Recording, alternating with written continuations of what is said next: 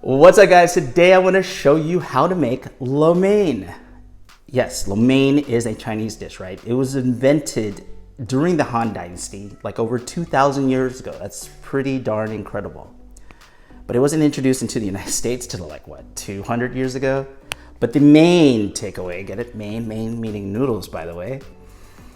The main takeaway here is the fact that lo mein is a thick noodle. It is a soft noodle, and the sauce is a little thicker. Now, I'm basically telling you this because I want to contrast it from, I would guess it's safe to say, a close cousin of lo mein, which is chow mein, right? The more popular dish, at least in America. And as a kid, honestly, I didn't know what lo mein was.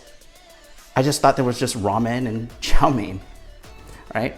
Now, chow mein, in contrast, is a thinner, crispier noodle, and it has a gravy-like sauce that's poured on top of the noodle. So if you can think of that in your mind's eye. Now, with lo mein, the noodle is boiled prior to adding it to the stir fry, and is actually probably like the last step that you do. Lo, meaning stir or toss, is the last thing that you do with this lo mein dish. So that's what I'm going to show you today. I'm going to show you how to make lo mein, but more specifically, vegetable lo mein. Let's get to it, guys.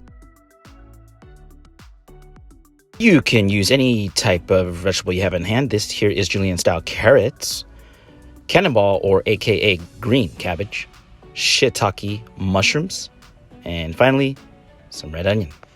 Chop off roughly some garlic and matchstick some ginger. This here is low sodium Aloha soy sauce. This is Thai black soy sauce. Make sure you find the bottle with the orange cap. There we go.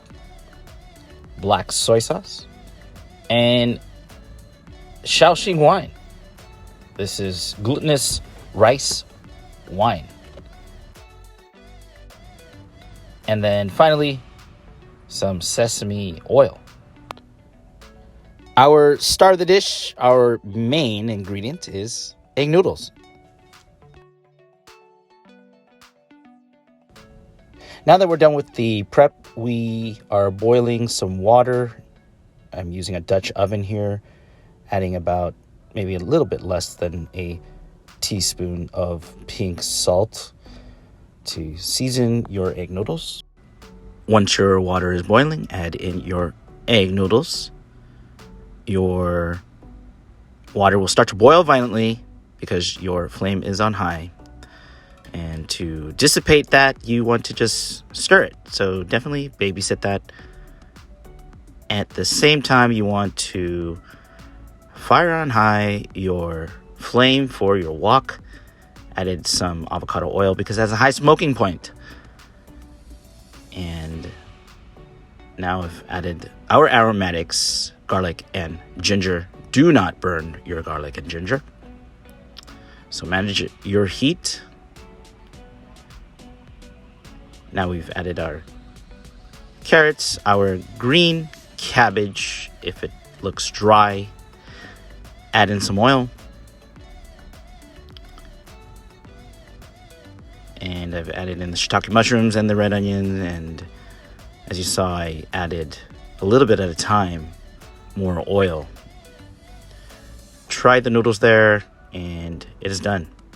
I turned the heat off of both. So while I'm tossing here and getting rid of all of the water from our noodles, want to make sure that you don't burn and leave unattended your stir fry. One thing I didn't show here is that I added some oil so our noodles do not stick. Now back to our stir fry. It's on high now. And adding in our liquid ingredients for our sauce. You want that to bubble up.